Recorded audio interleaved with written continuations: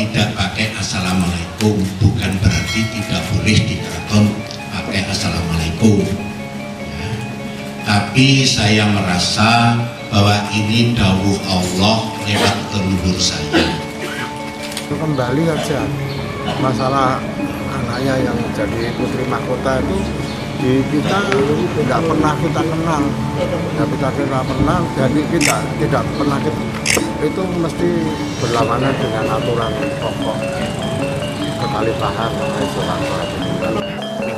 Komunikasi dengan adik-adiknya sama Pak? Nah, saya undang 2 kali nggak datang kan juga nggak apa-apa. Apa katanya tidak sepakat dengan? Ya nggak tahu, tanya mereka. Nggak tanya sama saya.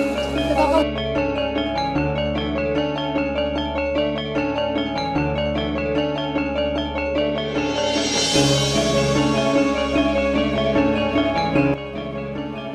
Hai, apa kabar? Ketemu lagi dengan saya dari Kikau.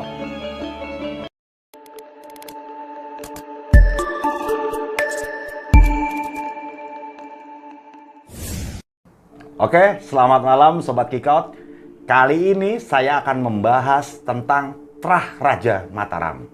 Di mana Trah Raja Mataram yang sekarang ini adalah menyakup daerah istimewa Yogyakarta dan Kesultanan Solo, bukan begitu ya Om ya? Tapi kita akan bahas daerah istimewa Yogyakarta yang dipimpin oleh Hamengkubuwono X sekarang. Memang di mana daerah Yogyakarta ini adalah, kalau menurut saya pribadi, adalah daerah yang ngangenin gitu loh. Jadi kalau kita udah pernah ke sana, kalau nggak ke sana lagi itu ngangenin. Itu daerah Yogyakarta. Tetapi gini Om, bukan itu yang ingin saya bahas. Yang ingin saya bahas adalah mengenai Sabdotama Hamengkubuwono X di tanggal 6 Maret 2015 kemarin. Apakah dengan keluarnya Sabdotomo Hamengkubuwono X ini mempengaruhi masyarakat Jogja dan abdi dalam lingkungan keraton? Nah, menurut saya ada 2 pendapat tentang Sabda Raja atau Sabdotomo itu sendiri ya. Seketika keluarnya Sabdotomo itu sendiri banyak dari keluarga kerajaan, keluarganya Ngarso Dalem sendiri, keluarganya Hamengkubuwono X sendiri yang sebenarnya tidak setuju dengan itu. Karena sebenarnya adalah yang kita tahu kan Ngarso Dalem nggak punya putra mahkota, nggak punya anak laki. Betul sekali. Yang dia punya hanyalah 3 putri.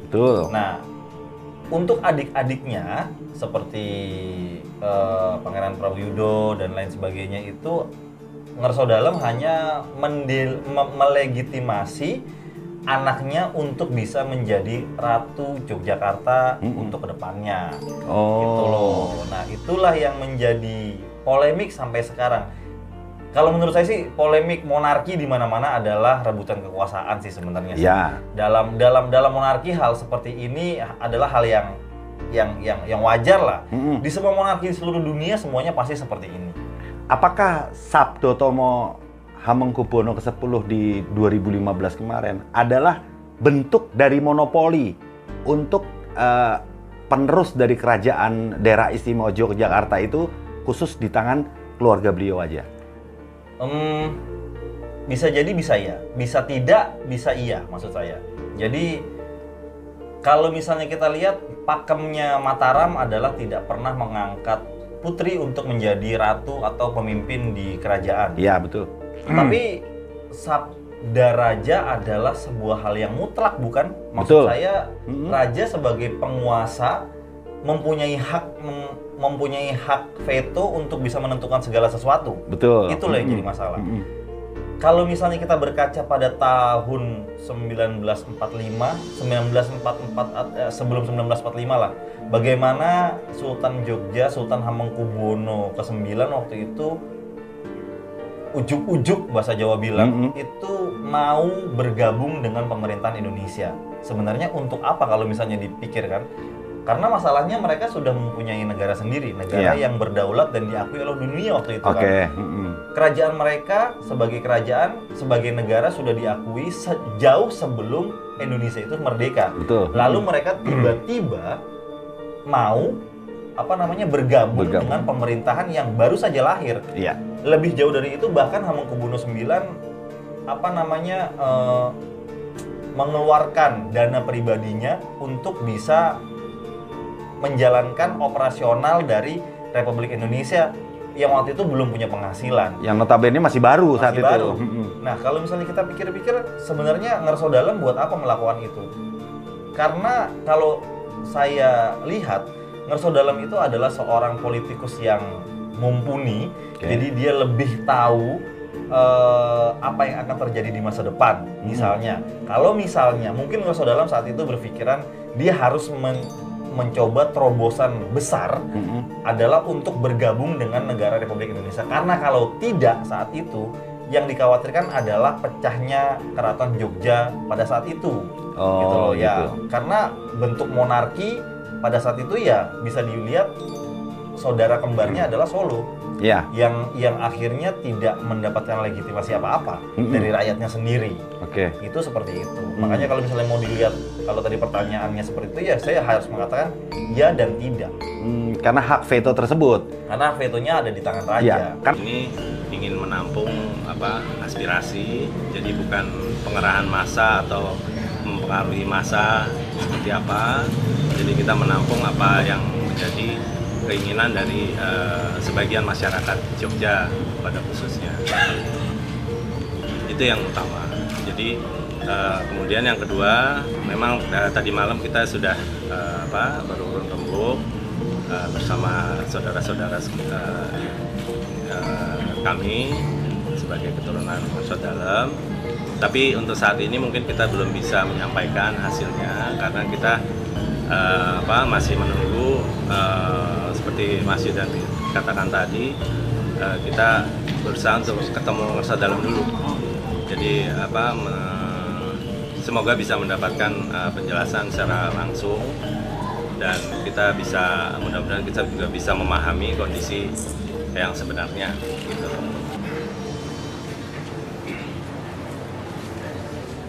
Udah, kita kembali aja masalah anaknya yang jadi putri mahkota itu kita tidak pernah kita kenal, jadi kita tidak pernah itu mesti berlawanan dengan aturan pokok kekhalifahan Soeharto.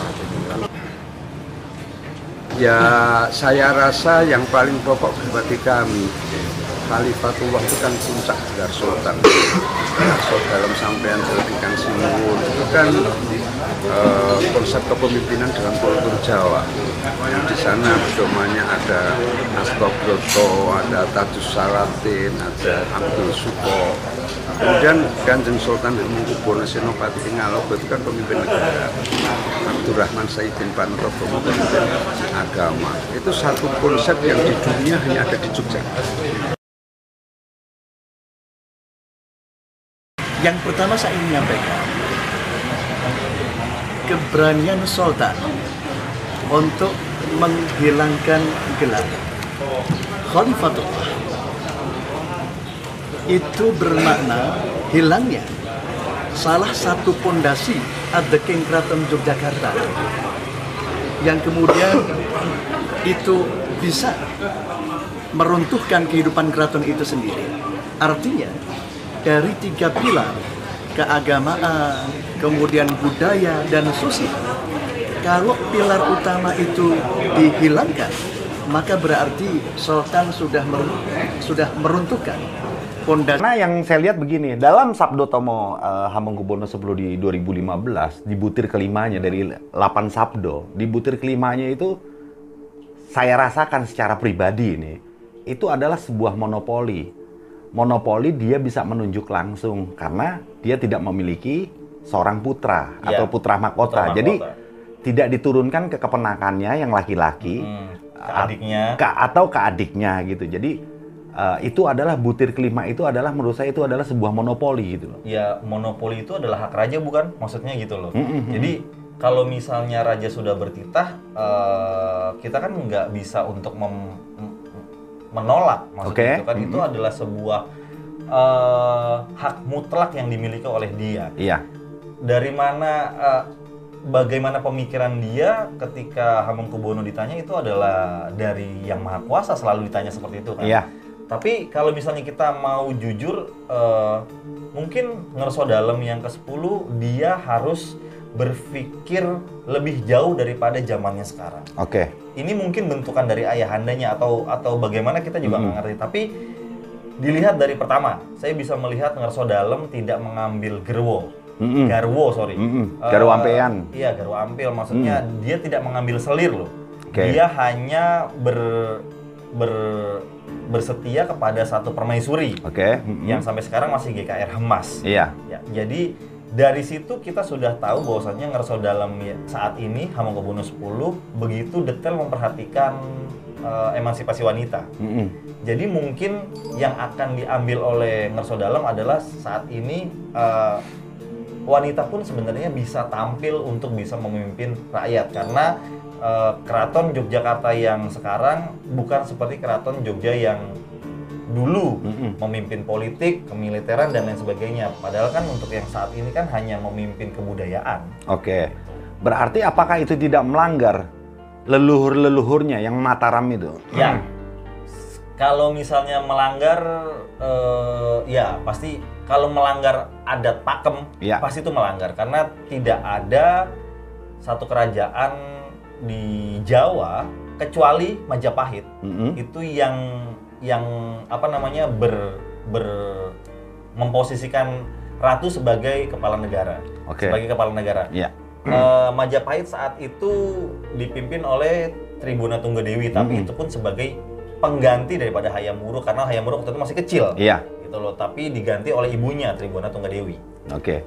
Jadi begini Om, ketidaksenangan dalam tanda kutip dari adik-adik Hamengkubuwono ke-10, Sri Sultan Hamengkubuwono ke-10 adalah menjadi sebuah kontroversial di kalangan daerah istimewa Yogyakarta, dan mungkin masyarakat sekitar juga ada yang bertentangan, ada yang setuju dan juga ada yang enggak. Apakah itu masih berkelanjutan hingga sekarang dari 2015 itu?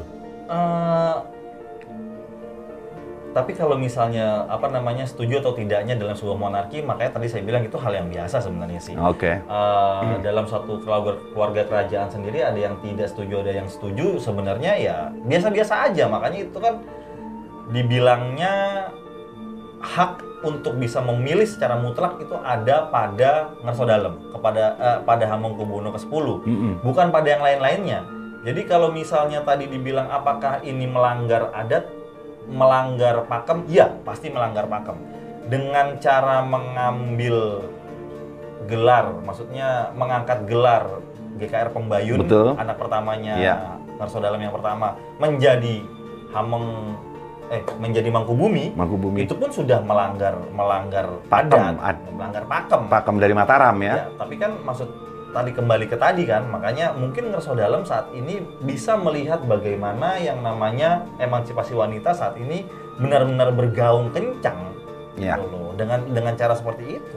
Dengan kondisi sekarang udah zaman modern mungkin. Dengan zaman modern ini bukan zaman di mana lelaki bisa mengambil peran semuanya.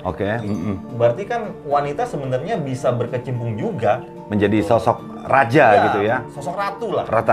Sosok ratu lah gitu loh, seperti itu. Karena pemikiran Ngerso Dalem mungkin saat ini adalah keraton itu hanya sebagai pemangku adat. Bukan sebagai pemangku politik dan kemiliteran, apalagi ekonomi.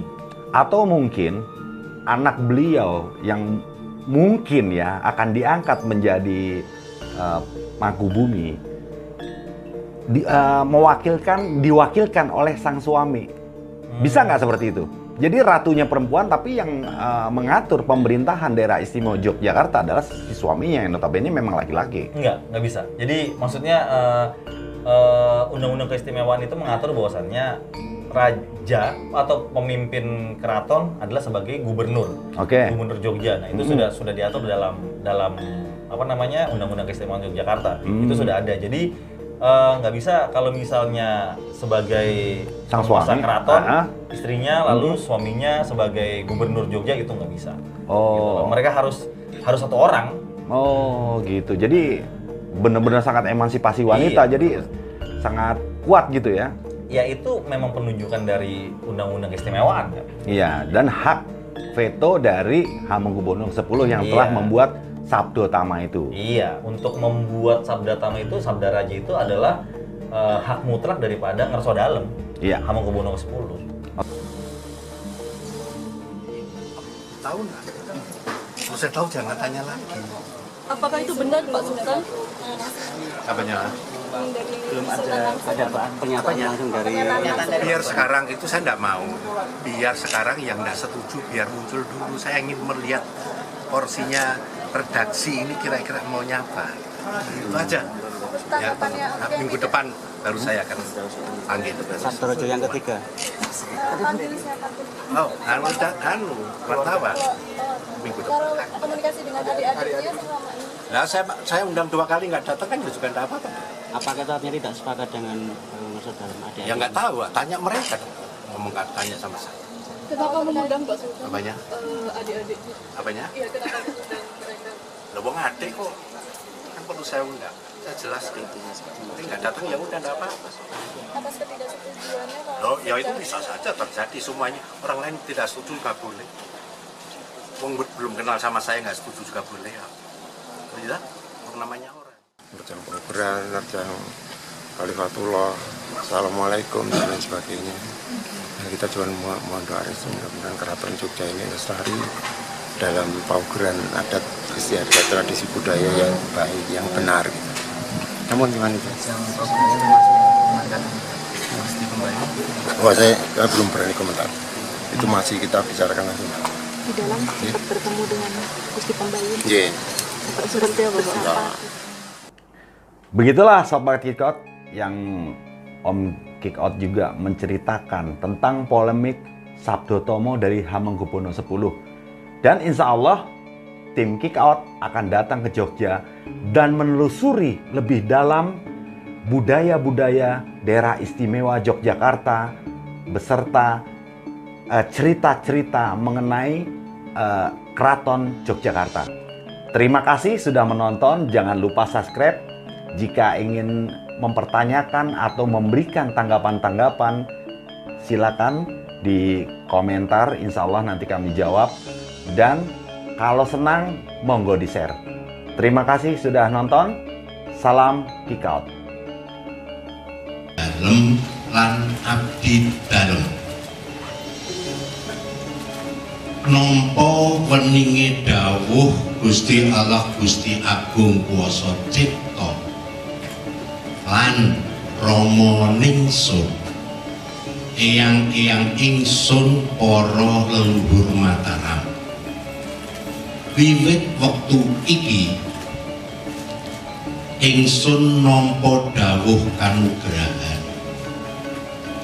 Dawuh Gusti Allah Gusti Agung Kuwasa Cipta asma kelenggahan ingsun ngarsa dalem sampeyan dalem ingkang sinuwun Sri Sultan Hamengkubuwono ingkang jumeneng K10 Suryaning Mataram Senopati ing Ngaloga langgenging bawana langgeng langgenging tata panata gama. Sabda raja iki perlu dimangerteni, diugemi lan ditindakake ya mengkono sabdaningsun. Menika sabda raja. Dawuh raja tanggal gangsal Mei 2014. Sira abdi ingsun Seksenono ingsun ngarsa dalem sampeyan dalem ingkang sinuwun Sri Sultan Hamengkubuwono ingkang jumeneng K10 Suryaning Mataram Senopati ing Ngaloga langgenging bawana langgeng langgenging tata panata gama. Kadhawuhan netepake putri Ningsul Gusti Kanjeng Ratu Pembayu katetepake Gusti Kanjeng Ratu Mangkubumi hamemayu ayuning bawana langgeng ing Mataram mangertenono yo mengkono dawuh